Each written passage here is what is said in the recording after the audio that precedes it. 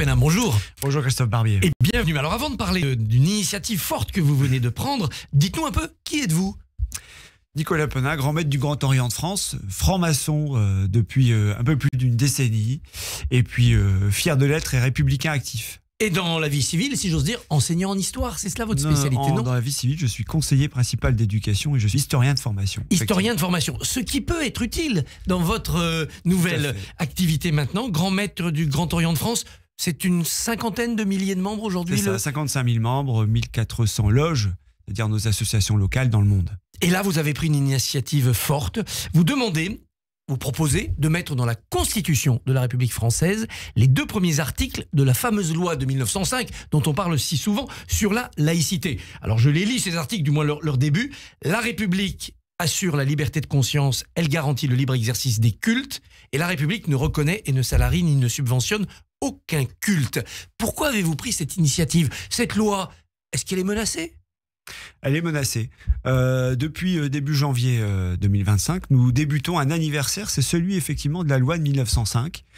Nous allons jusqu'au 9 décembre 2025 pour faire prendre conscience que cette loi est finalement un cadre de sécurité, de liberté, de libération et d'émancipation des citoyens et des citoyennes et des adultes qui sont éveillés. Ça protège les religions autant que ça protège des religions. Aujourd'hui, ce dont on se rend compte, et je vais vous donner un exemple très précis, et pourquoi elle serait menacée comme d'autres principes ou d'autres décisions législatives l'ont été.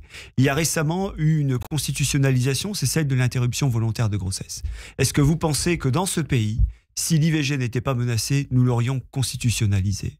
Moi, je pense que, et puisqu'on a parlé de Trump il y a quelques minutes, que rien n'est jamais acquis. Et que selon celles et ceux qui arriveraient au pouvoir, tout ce que nous avons construit pendant des siècles de liberté, de sécurité et d'émancipation peut se retourner ou s'effacer d'un trait de plume. Nous devons constitutionnaliser les 2 premiers articles de la loi de 1905 pour assurer au principe de laïcité et d'émancipation sa totale sécurité. Mettre dans la Constitution, c'est pas non plus un bunker absolu. Un pouvoir qui arrive, il peut aussi changer la Constitution. Quand on est en démocratie, tout peut se changer, également la Constitution.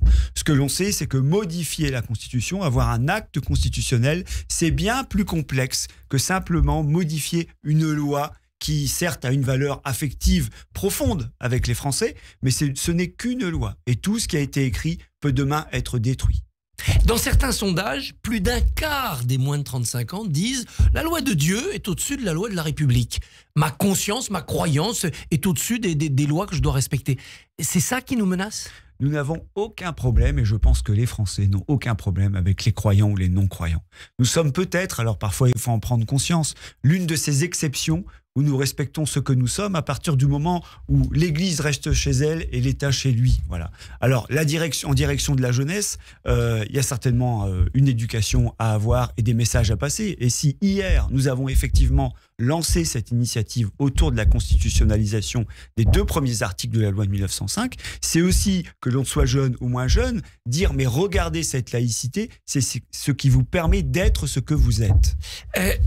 D'autres disent au contraire, pour protéger les religions ou contrôler les religions, il faut impliquer l'État. Le concordat, finalement, qui est une survivance, où on est à l'inverse de ce principe de séparation, c'est peut-être la bonne solution.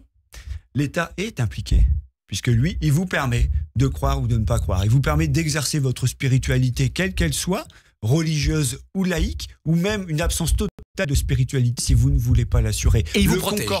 Le concordat, là où c'est un défaut et là où c'est un principe contraire, justement un acte contraire au principe de laïcité, c'est que la laïcité, c'est à la fois la neutralité et l'égalité.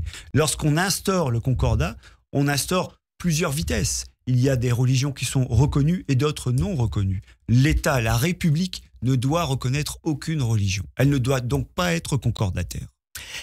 Comment allez-vous faire, maintenant que cette proposition est faite, pour convaincre la majorité des Français, du Congrès peut-être, 3/5 ou des Français ? Quel est votre chemin ? L'appel, il est effectivement en direction des parlementaires, des historiens, des philosophes, des associations, laïques ou non, des partis et des Français, pour déjà faire prendre conscience de ce besoin de protéger ce principe de laïcité, en plus d'une République qui est déjà laïque dans la Constitution, mais le conforter avec ces 2 premiers articles. Une fois que nous avons établi ce principe, effectivement, nous allons présenter un projet de loi ou proposer peut-être à des parlementaires de nous aider à pouvoir présenter ce projet de loi de modification de la Constitution. Et là, nous avons un véhicule juridique que nous sommes en train d'élaborer.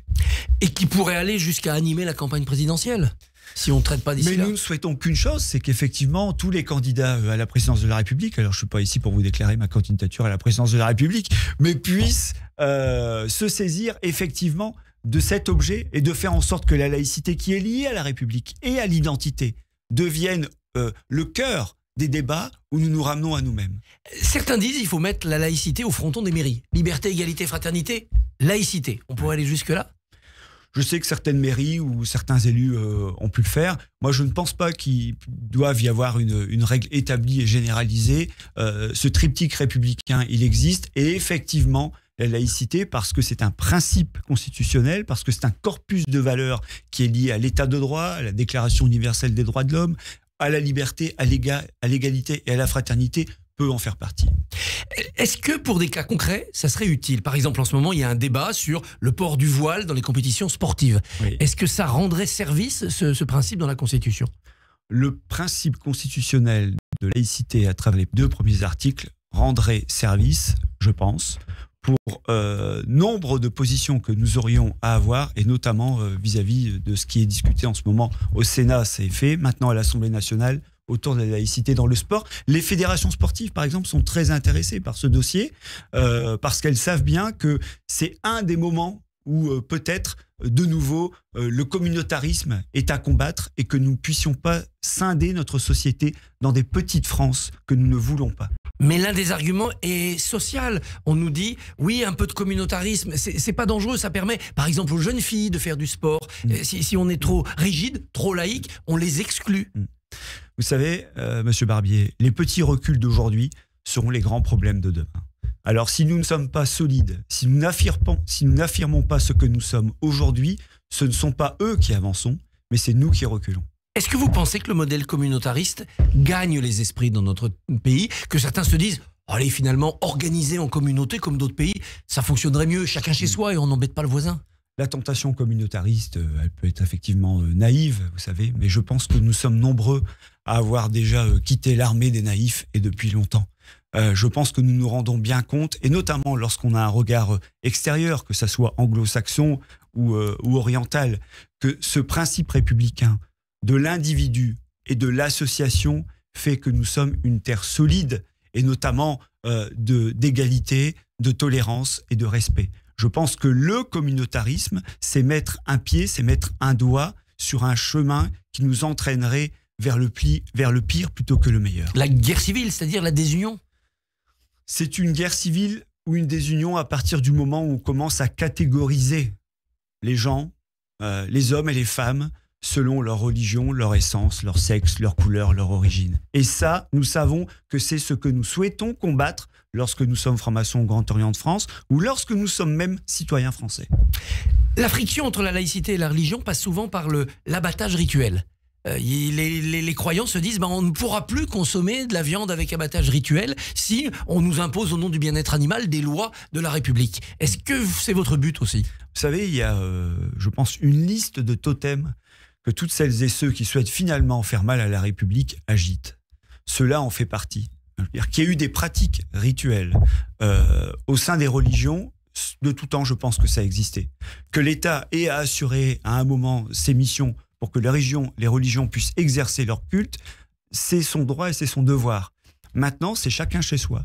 Donc, l'objet, en tout cas, de la constitutionnalisation des articles, des 2 premiers articles de 1905, ce n'est pas de faire une liste d'interdictions et même d'abattage rituel.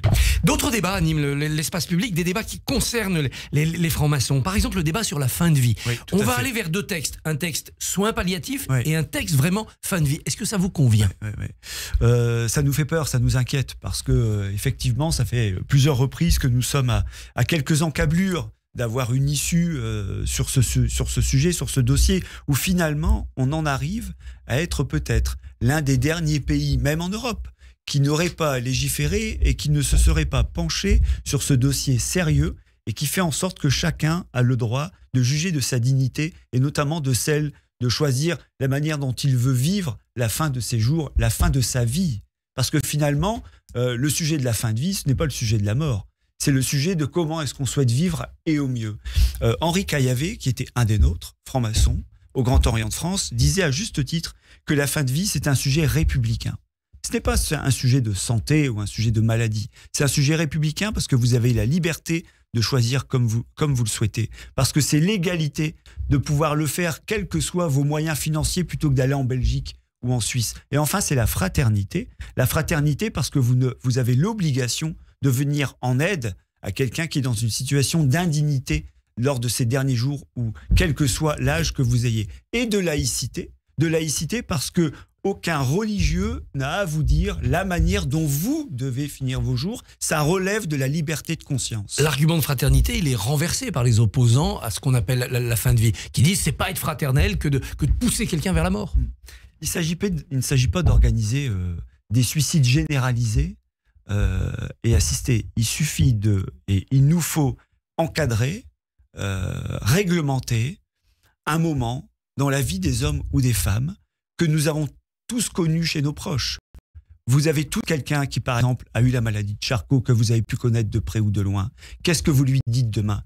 Vous lui dites que sa souffrance est bénie et qu'elle lui vient d'un don, que de vivre ses derniers jours à ne plus voir, à ne plus entendre, à ne plus s'exprimer.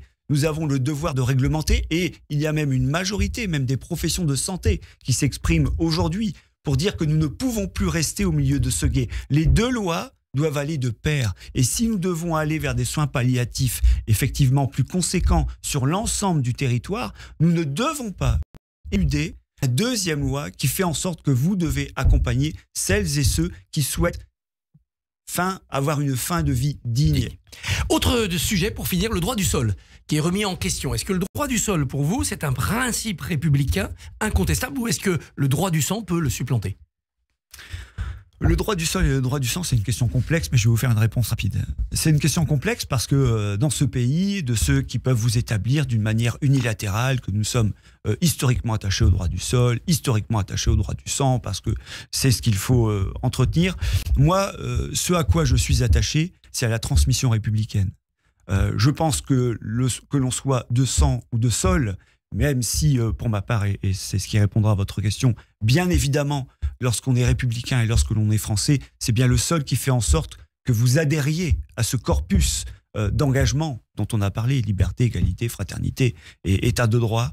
C'est cette transmission qui importe, c'est-à-dire quels sont les moyens que nous nous donnons pour aller justement casser ces communautarismes, casser ces fanatismes, casser ces ghettos, qui font finalement, comme le disait Jaurès lorsqu'il parlait de la question laïque, que c'est d'abord une question sociale.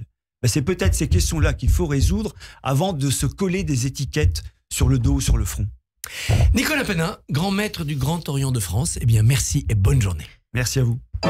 Merci beaucoup Christophe, on vous retrouve demain. Votre invité sera Jean-Didier Berger, député LR des Hauts-de-Seine. Radio J.